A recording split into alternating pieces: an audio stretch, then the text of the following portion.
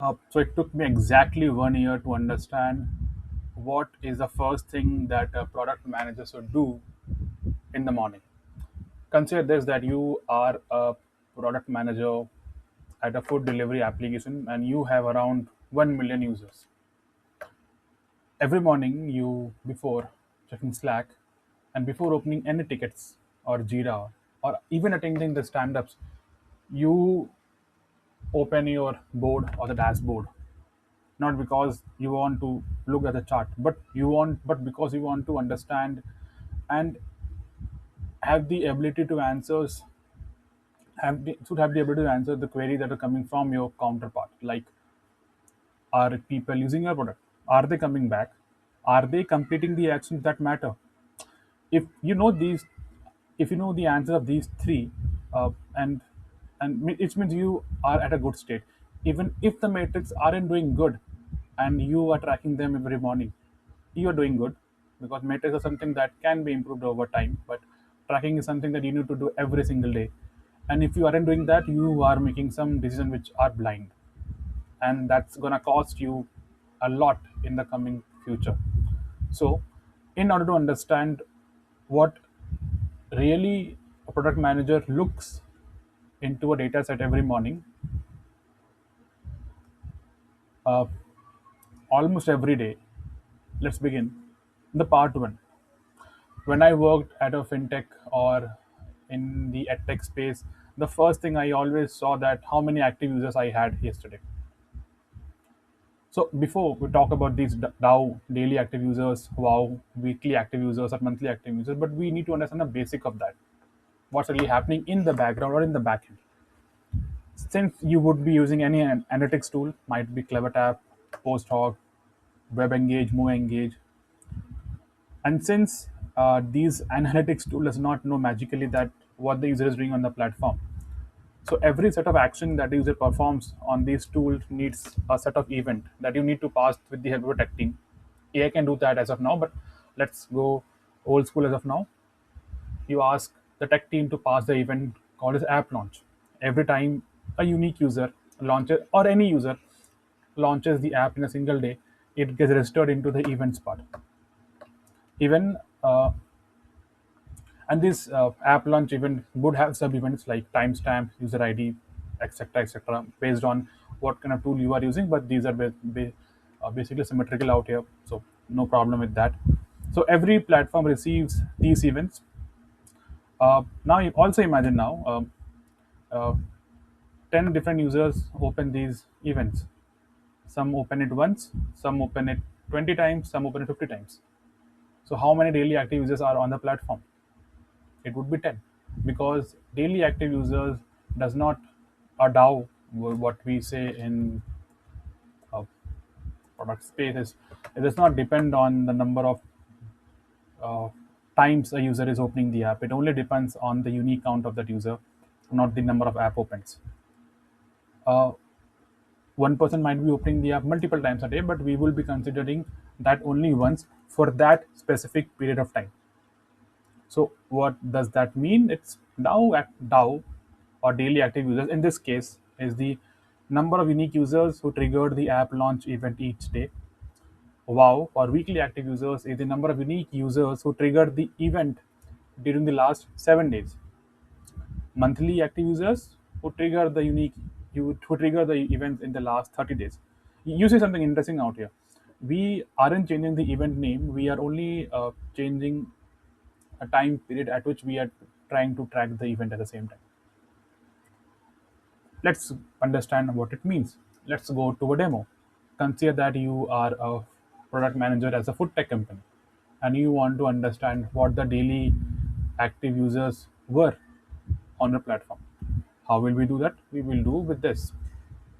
We'll go to analytics. It's a clever tab.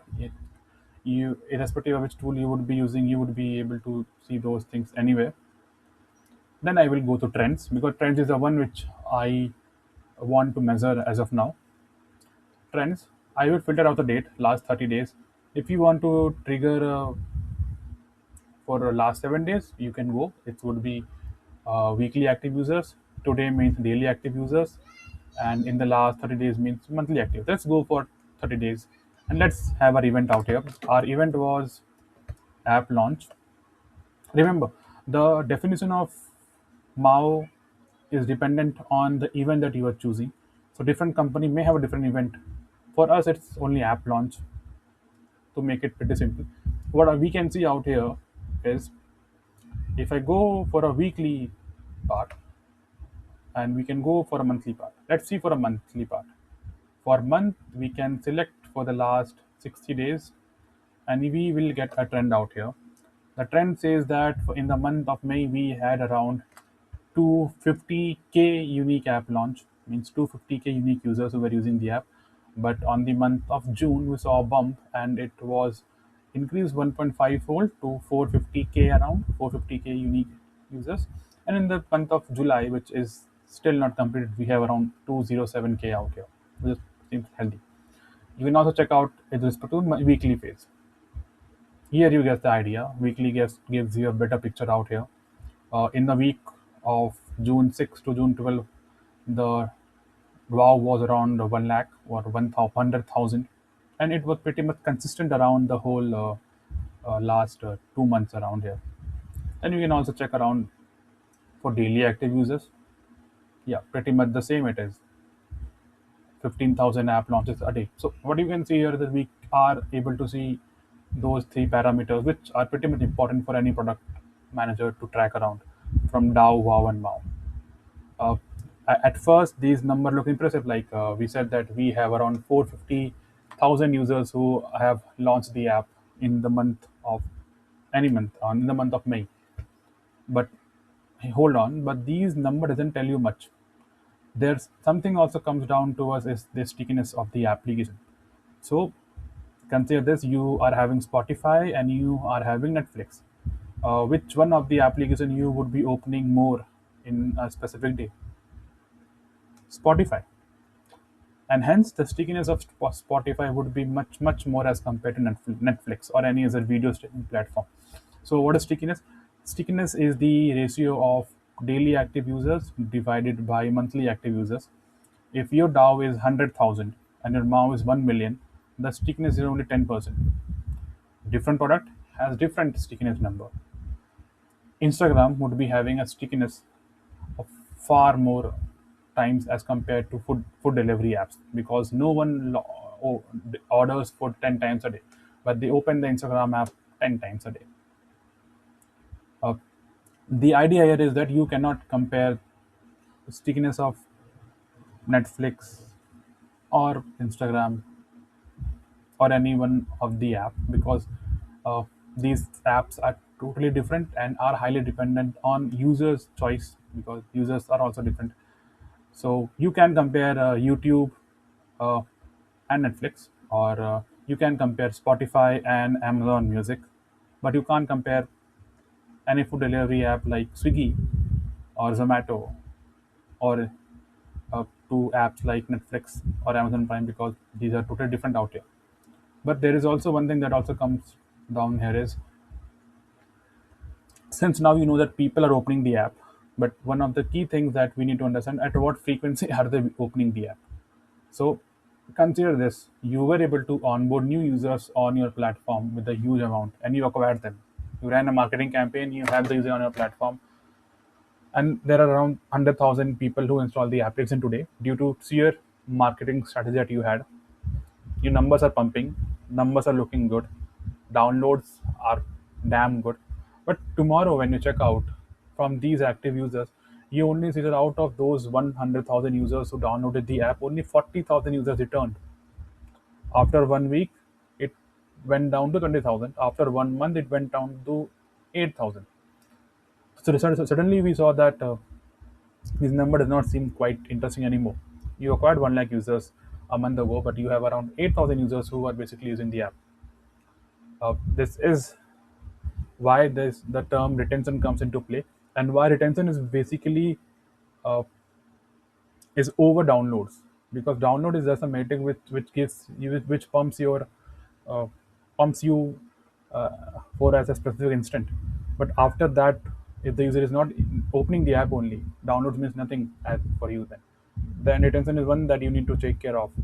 You would often hear the term that day one retention, day seven retention, and day 30 retention. What that means, this simply means at different time windows, the specific cohort of people doing the specific task on your app. Suppose you had 100 users install the app today, tomorrow 40 came back. So day one retention is 40%. And after 7 days, only 20 users came to you back. So day seven retention is only 20%. And after 30 days, only 9 users opened the app or did the specific task or the event what triggered. The retention is merely 9%. Retention says that how much value your app is able to give to those users.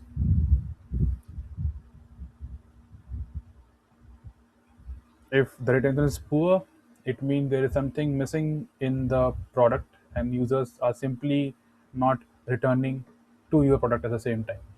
Retention on a longer period of time can also impact your business with respect to revenue or any of the key metric that you may think. So you need to understand that people need to come to your app. Let's also go for example how what exactly is retention? How does that look to me? We did the event called as app launch. Again, we will be retention app launch. So our retention parameter to understand would be this. The first event that we would like the user to do is app launch. The second event that we would also like the user to do is again app launch. I am keeping it very simple out here for you all. So let's go to CleverTap again. In CleverTap, uh, let's get to cohorts. I'm keeping it very simple for us. Uh, where should I go in CleverTap? I will. Awesome. I will go to the event app launch, which is the start event. Then I will also go to the event app launch, which is the return event. And I would make I just need these data out here. So here you can see that how it looks like to us, these events. Let's explain to you step by step. Take the case on 14th of June, around 15,000 users downloaded your app. So in that week, we have a retention of 100% because that was the week when every user downloaded your app. Let's see what happens a week later. Week later, we are able to see that your retention number is only 60%, which means that out of those 15,000 users, only 60% of the users opened the app again or launched the app again in the week one period. But here's something interesting that's also happening out here. In week two,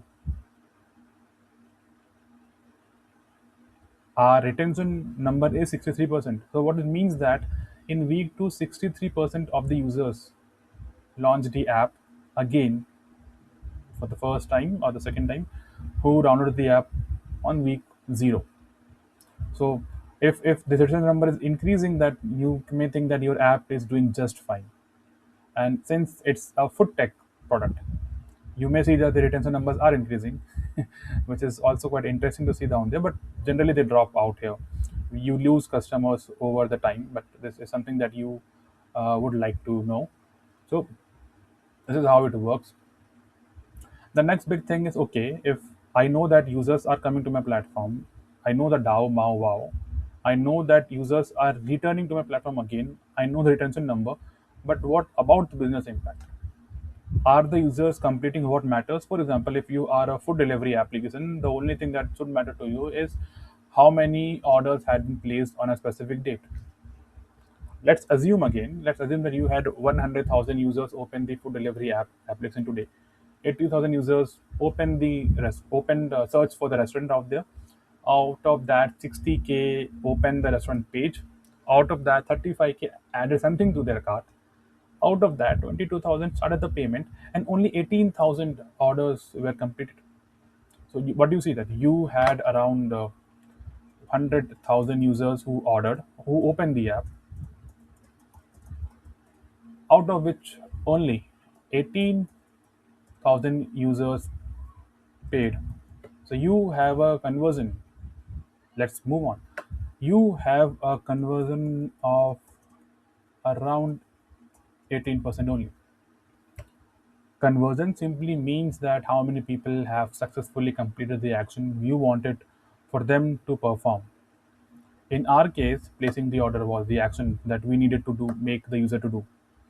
The overall conversion rate is the ratio of number of orders that were completed divided by the number of times the app opens, which is unique. Unique.